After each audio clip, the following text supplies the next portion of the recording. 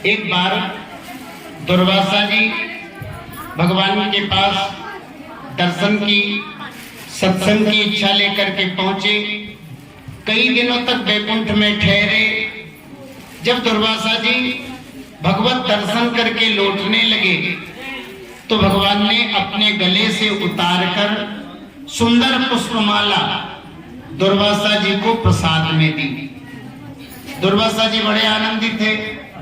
देखो जी, भगवान ने मुझे अपना भक्त माना, तभी तो अपने गले से उतारकर ये सुंदर पुष्पमाला प्रसाद में दी। बड़े आनंदित भाव से, बड़े प्रसन्न मन से जो है घूम रहे हैं।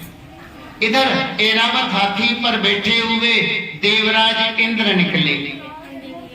दुर्वासा जी के मन में भाव आया, देवराज इंद्र भगवान के भक्त ही तो हैं, और देखो जी, भगवान का प्रसाद भक्तों में बांटना चाहिए।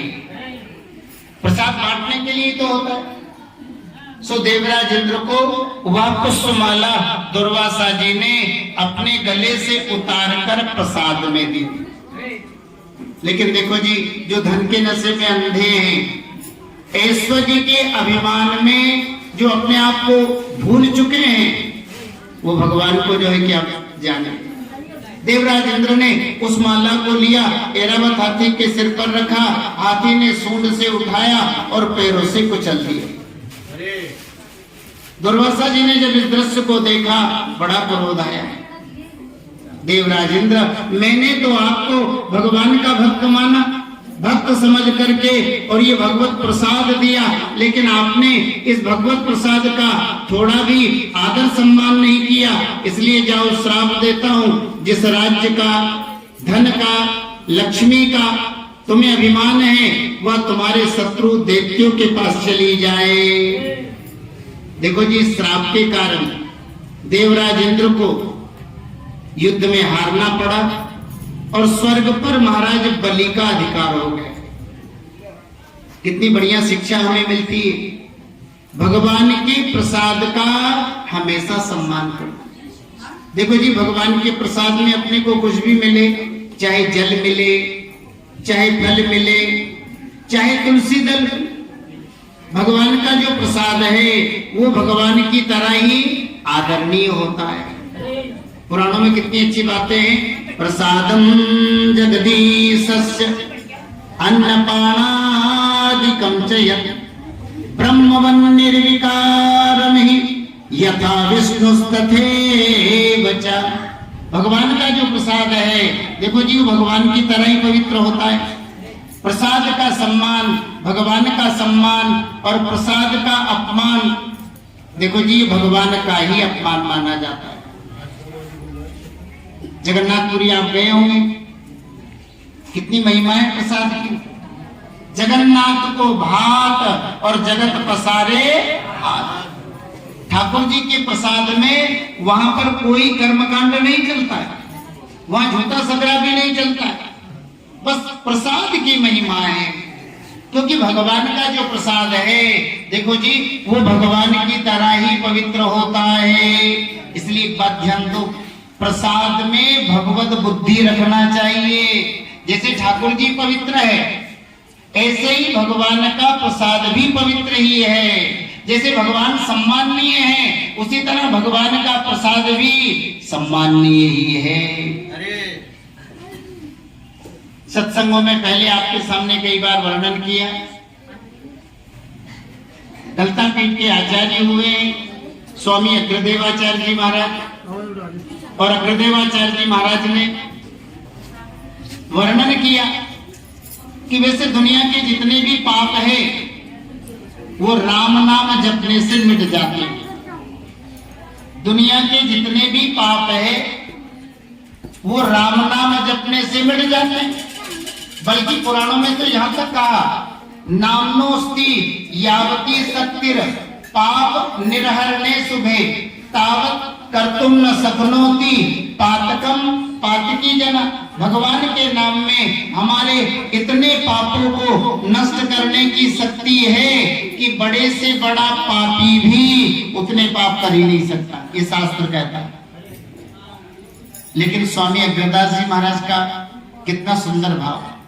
कि भले ही शास्त्र कहता हो कि दुनिया के जितने भी पाप है वो राम नाम जपने से, हरि नाम जपने से मिट जाए, लेकिन 6 पाप ऐसे पाप हैं जो रात दिन राम राम रटो तो भी नहीं मिटेंगे। और उन 6 पापों में एक पाप ये भी है, भगवान के प्रसाद को साधारण अन्न मानना। देखो जी कौन कौन से पाप है। गुरुन विषय नर बुद्धि, शिलासम गणे विष्णु तन, चरणामृत जल जानी, मंत्र बंदे वाणी सम, महाप्रसाद अन्न, साधु की जाति पिचाने, तेनर नर के जाय, वेद स्मृति बखाने, अग्र कहे यह पाप घट, अति मोटो दुर्घट विकट, और पाप सब मिटे, लेकिन यह न मिटे हरि नाम रटत। और पाप भले ही मिट जाए, लेकिन ये 6 पाप ऐसे पाप हैं जो रात दिन राम नाम जपने से भी नहीं कटते हैं। आप क्रमशः देखें, पहला पाप गुरु विषय नर बुद्धि। गुरु शब्द का अपन व्यापक अर्थ करें ना तो माता, पिता और गुरु, इनको भगवान का स्वरूप मानना चाहिए। भाई माँ बाप कैसे भी हो, बेटे के लिए तो भगवान ही है, और गुरु भी कैसा भी हो, शिष्य के लिए हो भगवान। अपन बूढ़े माँ बाप का अनादर कर रहे हैं और राम नाम जप रहे हैं, तो ये सूत्र याद कर लीजिए, माता पिता का अपमान कर रहे हैं और राम नाम जप रहे हैं, तो भैयाओं ये पाप राम नाम जपने से नहीं कटेगा। गुरु विषय नर बुद्धि, शिलासम गणे विष्णु तन। मंदिर में जो शालिग्राम भगवान विराजमान है ना, बस वही मुख्य भगवान है, ये ध्यान करो। सीताराम, राधा कृष्ण, लक्ष्मी नारायण, अपन मूर्ति किसी भी जो है भगवान के स्वरूप की विराजमान कर ले, लेकिन मुख्य पूजा किसकी होती है? शालिग्राम। शालिग्राम प्रत्यक्ष नारायण का स्वरूप है। अभी रामलला विराजमान हुए अयोध्या में। रामलला का जो विग्रह बना है वो काय का बना है? शालिग्राम शिलाओं का ही विग्रह बना, इसलिए श्याम वर्ण। तो शालिग्राम प्रत्यक्ष नारायण का स्वरूप है। शालिग्राम भगवान को साधारण शिला मानना ये दूसरा पाप है। गंडकी से शालिग्राम आते, और देखो शालिग्राम स्वयं प्रतिष्ठित नारायण है। आप लाखों रुपए की मूर्ति बनवाइए, हाँ करोड़ों रुपए की जो है मूर्ति बनवाइए, लेकिन पूजा कब प्रारंभ होगी? जब पंडित जी प्राण प्रतिष्ठा करेंगे तब। बड़ा विधि विधान से है ना भगवान की प्राण प्रतिष्ठा हुई और पूजा प्रारंभ हो गई। बस सुनो, अगर थोड़ा भी अंग खंडित हो गया तो मूर्ति की पूजा से फल नहीं मिलेगा। विसर्जित करो, दूसरे भगवान लाओ और प्रतिष्ठा। शालिग्राम भगवान की कभी प्रतिष्ठा नहीं होती है, क्योंकि स्वयं प्रतिष्ठित नारायण है। और दूसरी एक और बात बता दे, अगर एक शालिग्राम के 1000 खंड हो जाए तो 1000 ही शालिग्राम बन जाते हैं। तो शालिग्राम प्रत्यक्ष नारायण का स्वरूप है।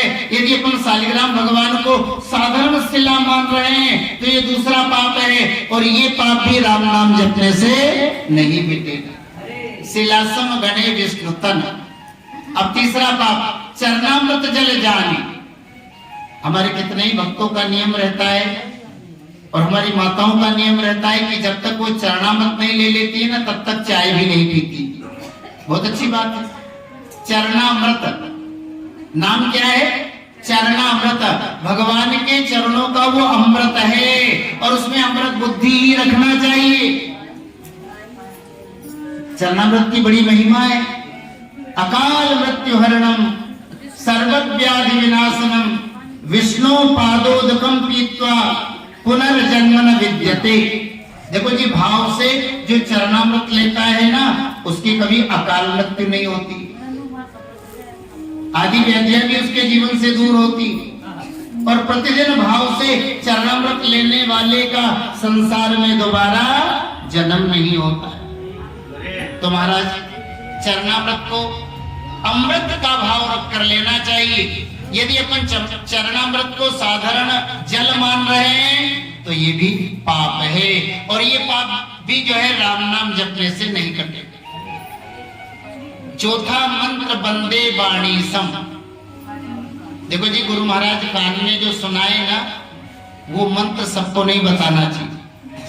जोग जुगति तप मंत्र प्रभाव, और फल ही तब ही जब कर ही दुराव। योग, युक्ति, तपस्या और मंत्र, ये सब तभी फलेंगे जब इनका छुपाव करेंगे। हाँ, मंत्र याद नहीं है तो किसी विद्वान से एकांत में बैठ करके अपन चर्चा कर लें, शुद्धि अशुद्धि का ज्ञान ले ले, मंत्र का अर्थ समझ ले। लेकिन सबके सामने मंत्र बोलना ये चौथा पाप है, और ये पाप भी राम नाम जपने से नहीं मिटेगा। पांचवा पाप, साधु की जाति पिचाने। देखो जी, संतों की जाति का बखान करना, ये पांचवा पाप। अच्छा, आप ही निर्णय करो, जो सब कुछ छोड़कर अपनी जाति, अपना परिवार, अपना कुल, अपना गोत्र छोड़ करके भगवत शरणागत हो चुका है, अब उसकी कौन सी जाति रहेगी? अरे, जो भगवत शरणागत हो चुका है उसकी जाति भगवान की जाति, और भगवान का गोत्र ही उसका गोत्र होता है। अब तो अपने समाज में हो रहा है, कहने में कोई बुराई भी नहीं। पंडित जी के आई समझ लो, और पंडितानी कहा है, सेठ जी के आई और सेठानी कहा है, पटेल के आई और पटेलन कहा है। आप ही बताओ, विवाह के पहले कन्या की जाति कुछ भी हो, कन्या का गोत्र कुछ भी हो, लेकिन विवाह के बाद पति की जाति ही कन्या की जाति हो जाती है, और पति का गोत्र ही पत्नी का गोत्र हो जाता है। तो भगवत शरणागत होने के बाद भगवान की जाति ही संत की जाति होती है, और भगवान का गोत्र ही संत का गोत्र होता है। हमारे संतों ने तो लिखा है, संत की जाति संत ही होती, भक्त बीज पलटे नहीं, जो जुग जाए अनंत, लेकिन ऊंच नीच घर जन्मे, लेकिन हो ये संत को संत। अपन संतों की जाति का बखान कर रहे हैं ना, तो ये पांचवा पाप है। और ध्यान दीजिए, ये पाप भी राम नाम जपने से नहीं मिटेगा। और छठा पाप जिसकी अपन चर्चा कर रहे, महाप्रसाद ही अन्न। जो भगवान को अर्पित हो चुका है वो महाप्रसाद हो गया। प्रसाद को महाप्रसाद मानना चाहिए। अब भगवान को भोग लग गया और उसे भी हम साधारण अन्न मान रहे हैं, तो ये छठा पाप है। और ये पाप भी राम नाम जपने से नहीं मिटे, और पाप सब मिटे। स्वामी अग्रदास जी कहते हैं कि भले ही दुनिया के जितने भी पाप है वो राम नाम जपने से मिट जाए, लेकिन यह न मिटे हरि नाम रटता, ये पाप हरि नाम रटने से भी नहीं मिटेगा। भक्तमाल का बड़ा अच्छा उदाहरण, स्वामी वल्लभाचार्य जी का नाम आप सब जानते ही हैं।